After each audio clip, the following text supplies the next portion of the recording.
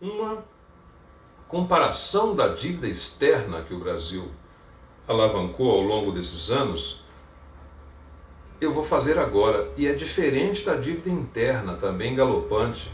Dívida externa e dívida interna têm que ser vigiadas, têm que ser controladas para não sufocar o país. Um país precisa de reservas cambiais, e ao final do governo Fernando Henrique Cardoso, as nossas reservas cambiais foram reduzidas a níveis críticos. Ele vai dizer por quê, eu vou comentar daqui a pouco. Mas observem, de 1989 até 2002, do governo Sarney até o governo Fernando Henrique, a dívida era de 115 bilhões de dólares. Não se escandalizem, um país tem dívidas milionárias ou créditos milionários. Então, do início da nova república até o início do governo FHC, 115 bilhões de dívida externa. Ao final do governo FHC, no ano de 2002, a dívida já tinha dobrado, 210 bilhões de dólares. Então vejamos, governo Sarney, ao final o governo Collor, depois o governo Itamar e agora 2 governos Fernando Henrique Cardoso, eleito e reeleito, e a dívida externa do Brasil dobrou. Mas isso não é o pior. Nesse último ano de governo, o FMI visitava o Brasil, o Fundo Monetário Internacional, e queria garantir a amortização dessa dívida. O que é a amortização? Os pagamentos de parte dessa dívida. E queriam que o Brasil comprometesse 60% do seu orçamento interno para pagar a dívida. Qual era o orçamento interno do Brasil nessa época? 650 bilhões. Vamos reduzir a voracidade do FMI para 50%? Dá mais de 300 bilhões. Essa dívida já deveria estar paga. Mas como é uma dívida rolada, é uma dívida especulativa, os dinheiros do Brasil não eram suficientes para pagar a dívida externa.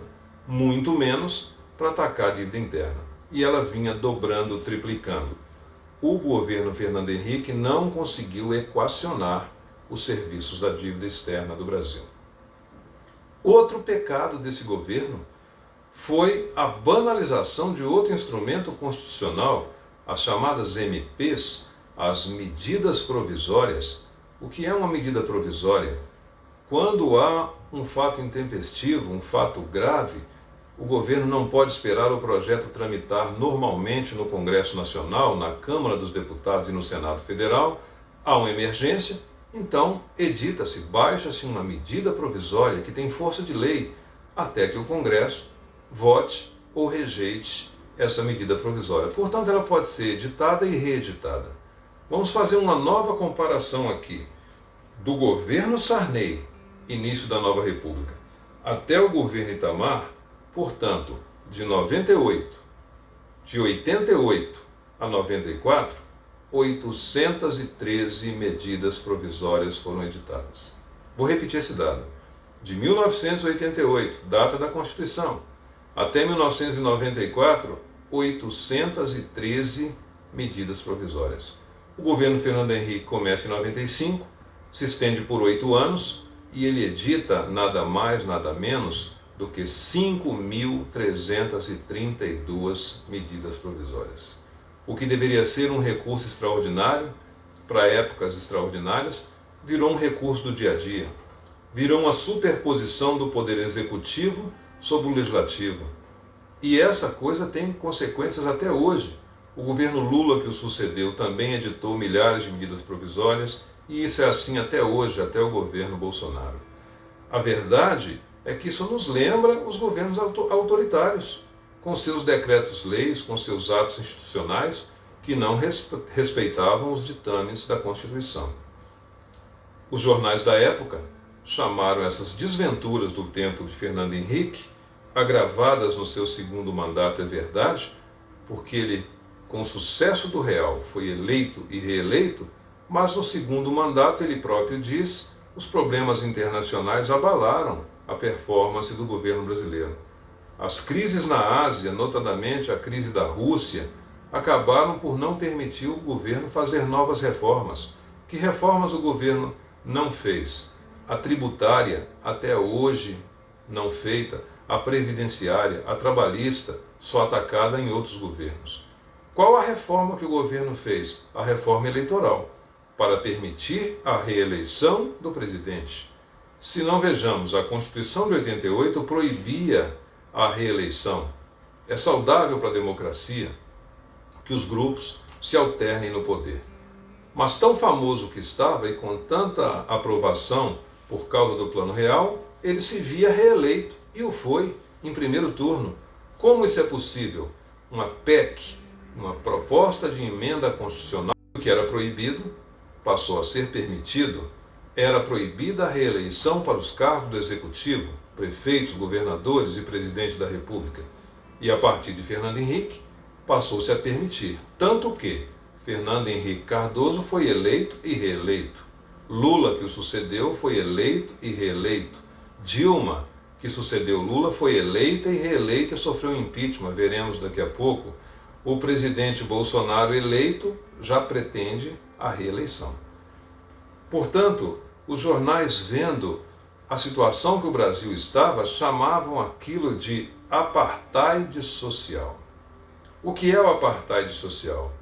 A má distribuição da renda, a incrível distância entre ricos e pobres no Brasil, e isso agravando as carências sociais que persistem desde Cabral, desde a colonização. O Brasil não é um país justo para com os brasileiros de origem mais humilde. Resultado, grandes manifestações sociais. Nós veremos, atualmente estamos vendo esse auxílio emergencial, R$600 por 3 meses, que podem ser prorrogados, que na origem da proposta era R$200 e o Congresso Nacional, muito acertadamente, mudou para 600. É uma ajuda para não se morrer de fome.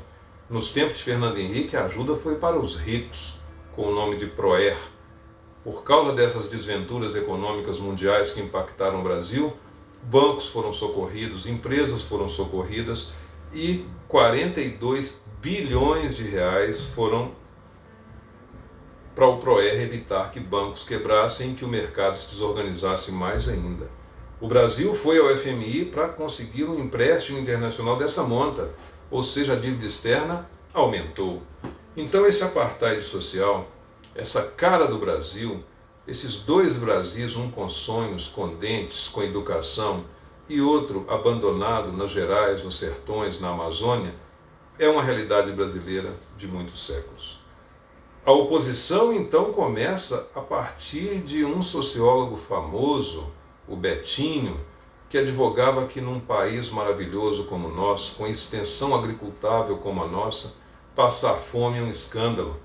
Então ele propôs a ação para a cidadania, e essa ação para a cidadania vai se tornar mais tarde, no governo Lula, como o programa Fome Zero, veremos a seguir. Começa com as ações de Betinho, mas as oposições a Fernando Henrique aumentam. Greves de caminhoneiros, invasões do MST, o Movimento do Sem Terra, invasões também na área urbana do Movimento do Sem Teto. Até a fazenda do presidente, aqui próximo a Brasília, chegou a ser invadida pelos sem terra. Isso não é correto, há que se respeitar a propriedade. A luta pela reforma agrária deve ser de outras formas. Mas essas greves dos caminhoneiros, dos sem teto, dos sem terra, foram agravadas porque houve também greves das polícias, Polícia Federal, Polícia Civil, polícias militares, greves que não poderiam ter sido feitas, são um serviço essencial. A despeito disso, uma seca enorme no Nordeste, que quebrou as safras, e o povo saqueou mercados, o povo faminto saqueou mercados. Não vamos apontar o dedo para ninguém, porque em épocas de dificuldade, qualquer pai honesto, ao ver seus filhos passando fome, pode se inclinar para isso. Está errado, é crime, mas é dever do governo mitigar, minorar esse sofrimento do povo. Some-se as greves, a seca nordestina e mais crises de corrupção no poder legislativo. O Brasil vive de crise em crise, de surto em surto. As CPIs provam que os escândalos são uma rotina no Brasil, e as CPIs do Legislativo provaram isso. Fora isso, uma crise energética, o apagão. O Brasil ficou às escuras, temia-se que não se era possível mais iluminar os lares brasileiros e tocar as indústrias. era preciso um plano para economizar energia elétrica. Então toda essa oposição ao governo FHC fez com que o seu candidato não fosse eleito. Que brilho acontece, que estrela brilhou. Enfim, o presidente Luiz Inácio Lula da Silva é eleito depois de 4 tentativas.